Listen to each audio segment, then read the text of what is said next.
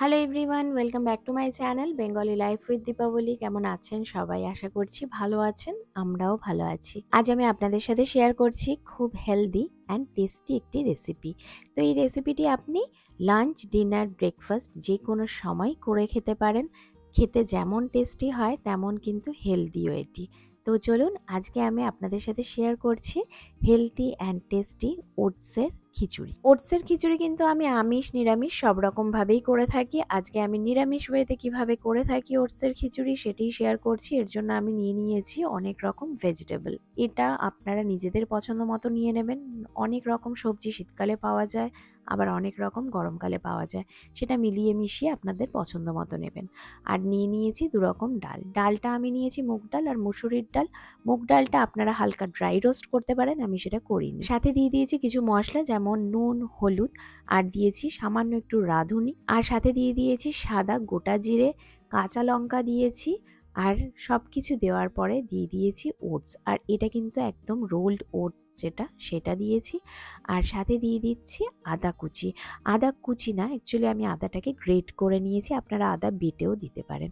আর দিয়ে দিয়েছি তেজপাতা আর কিছু গরম মশলা, যেটাকে আমি একটু হালকা ক্রাশ করে নিয়েছি।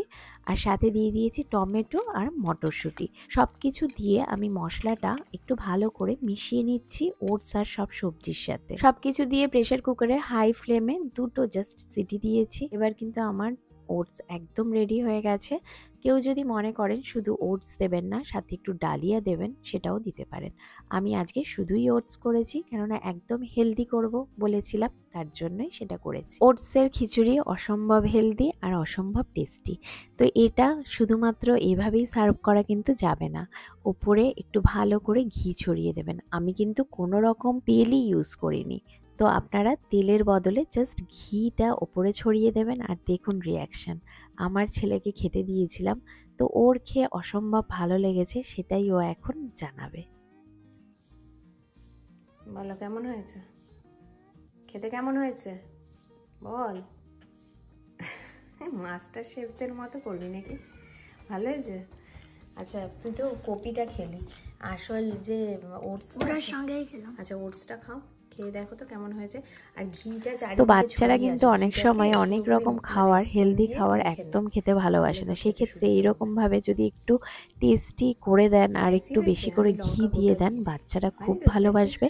ঘিটা কিন্তু বাচ্চাদের খাওয়া খুব দরকার। তো এইভাবে হেলদি একটা রেসিপি শেয়ার করছি, যেটা বাচ্চারা বড়রা সকলেই খেতে পারবে। যারা ওয়েট লস করতে চান, এছাড়া যাদের কিছু হেলথ ইস্যুস আছে লাইক ট্রাইগ্লিসারাইড, কোলেস্টেরল, এছাড়া ডায়াবেটিস, তারাও কিন্তু এটা অবশ্যই ট্রাই করতে পারেন।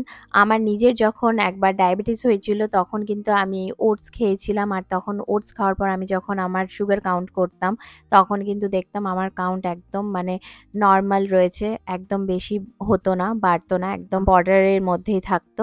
আর এই জন্যই আমি বলবো ওটসটা কিন্তু ভীষণ ভালো খাওয়া। ওটসটা বিভিন্নভাবে খেতে পারেন, প্যানকেকের মতো খেতে পারেন, খিচুড়ি করে এভাবে খেতে পারেন, এছাড়া ওটসের স্মুদি হয় সেভাবেও খেতে পারেন। যে যেরকমভাবে ইচ্ছে খেতে পারেন, খুবই হেলদি আর ভালোও লাগে খেতে। তো রেসিপিটি কেমন লাগলো অবশ্যই কমেন্ট করে জানাবেন। সকলে ভালো থাকবেন, সুস্থ থাকবেন, আর বেঙ্গলি লাইফ উইথ দীপাবলির সাথে থাকবেন। নমস্কার।